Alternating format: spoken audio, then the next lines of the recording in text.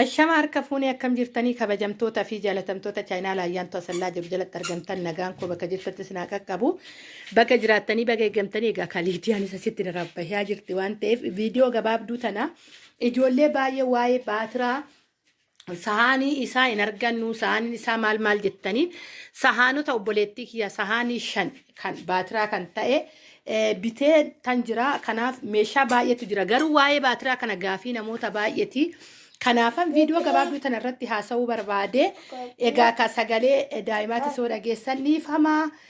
isinii jedhan rabbashaa irratti raftee kaate gizee ishiin rafte immoo ani waan biraa hojii biraa tan deeme waa'ee haadha ijoollee haadhuma ijoolleetiifan dhiisa ka ni beektu jechuudha waggaa isaan rafan akkamitti akka isaan saammannu wantoota adda addaatiin isa keessa seenuu osoo hin taane waa'ee akkaataa guddisa ijoollee gaafa tokko nan dhufa amame kana isiniin jechuun jaaladha egaa gatiin isaatillee baay'ee baheessadha warroonni baatiraa bittanii fakkeenyaaf amma yeroo tokko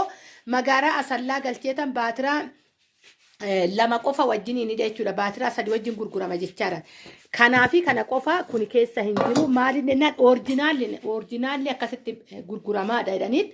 magaazana isaanii seenetan magaazana isaanii keessa yuulaale jechuudha ishigii hiiksise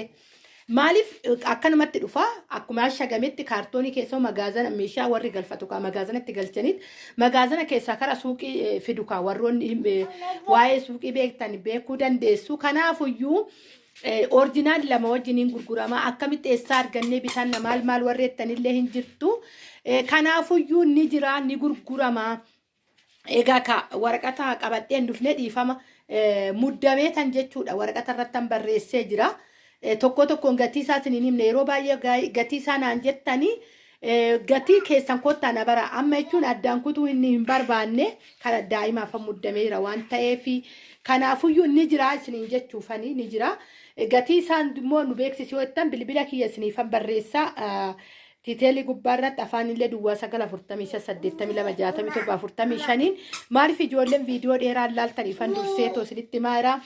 irran deebi'aa duwwaa 9:45:66:67:45 bilbilaatii oo barbaadan meeshaa wajjiniin galfachuu dandeessu akkasuma immoo warri daawwanni kan biddeenitii fi kan daabboo warri irratti bitattanillee baatiraa kana bitachuu ni dandeessu jechuudha dabalata ishii xiqqishuutan kiiloo 1 kiiloo 2 akkasuma kan feetaniif laalkaliidiyaan qabattee adeega narabbashaa jirti viidiyoo tana bakka gabaabsee tuman isiniif hojjechaa too jira meeshaa kaanfuuti yeroo ishii dhafamma kana jedhee kaadhoorkuun hin danda'amu gaafa tokko meeshii wajjin dhufnee teenyee wajjin naasofnaa isiniin jedha egaa nama qursii hojjechaa jiru waan kaakkaamni kanan isiniin jedha bakka jirtatti nagaa naataa hedduun isin jaaladha hedduun isin kabajaa baay'ee